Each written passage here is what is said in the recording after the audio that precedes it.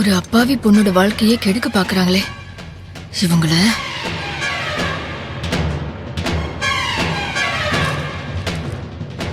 ஏய் செல்வி, அம்மா. இந்தா இந்த ஜூஸை கொண்டு போய் அவங்ககிட்ட கொடு. சரிங்கம்மா. ஓ,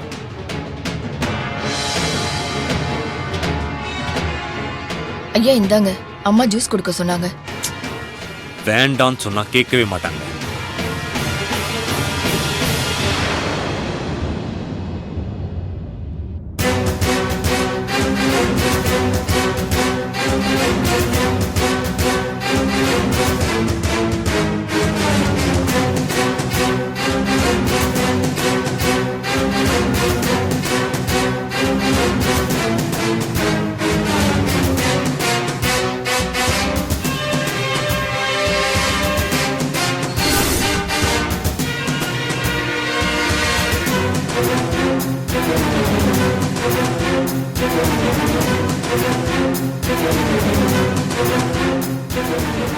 ஐயா ஐயா ஐயா, ஒரு நிமிஷம். அத குடிக்காதீங்க. ஏன், என்னாச்சு? சக்கரை போட மறந்துட்டேன். கொடுங்க, சக்கரை போட்டு எடுத்துட்டு வந்துடுறேன்.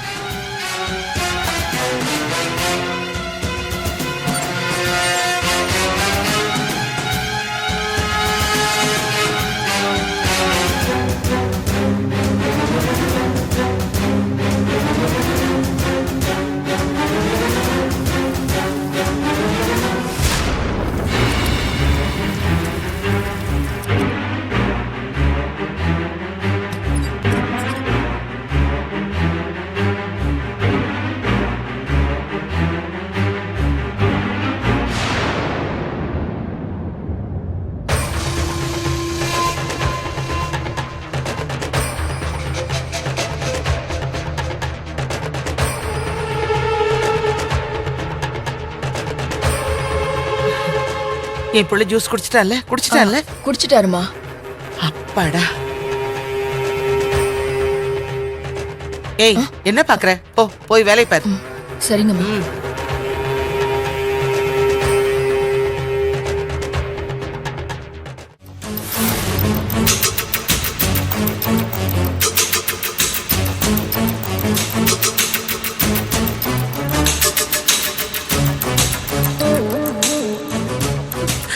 அண்ணா அண்ணா அண்ணா, என்ன மன்னிச்சிருண்ண.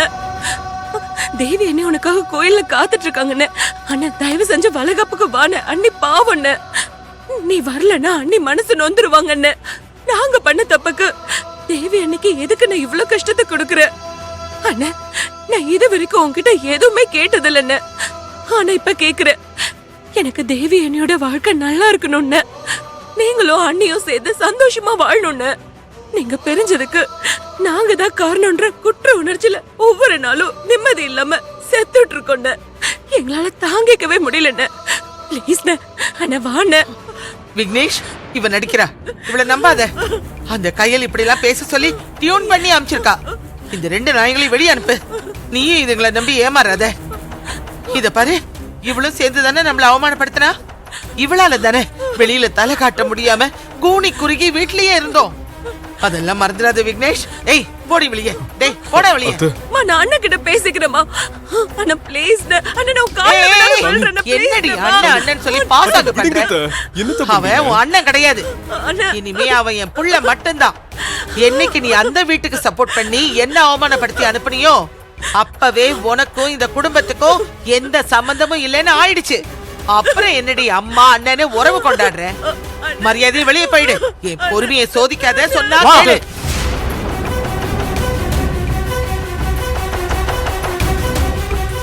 விக்னேஷ், இன்னும் இவங்க மேல இறக்கப்படாத. இவங்க நாடகம் எல்லாம் உனக்கு தெரியாதுடா. மாமா, அன்னைக்கு நாங்க ஏதோ பிரிஞ்சிட போறோங்கிற பயத்துல அப்ப இருந்த சூழ்நிலையில நாங்க 2 பேரும் உங்க யாருக்கும் தெரியாம போய் கல்யாணம் பண்ணிக்கிட்டோம். அன்னைக்கு கல்யாணம் பண்ணிக்கலனா இன்னைக்கு ஷாலினி வேற ஒருத்த பொண்டாட்டி ஆயிருப்பா. ஷாலினியை பிரிஞ்சு என்னாலையும் என்ன பிரிஞ்ச ஷாலினியாலையும் சத்தியமா வாழ்ந்திருக்க முடியாது மாமா. என்னதான் எங்க சூழ்நிலைன்னு சொன்னாலும் நாங்க பண்ணது தப்புதான்.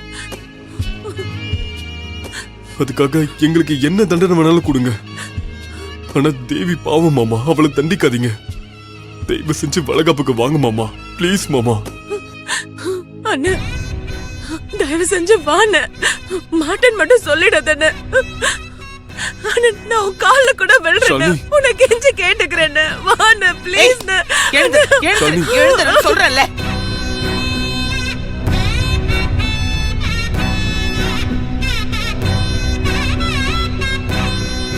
ஷாலினி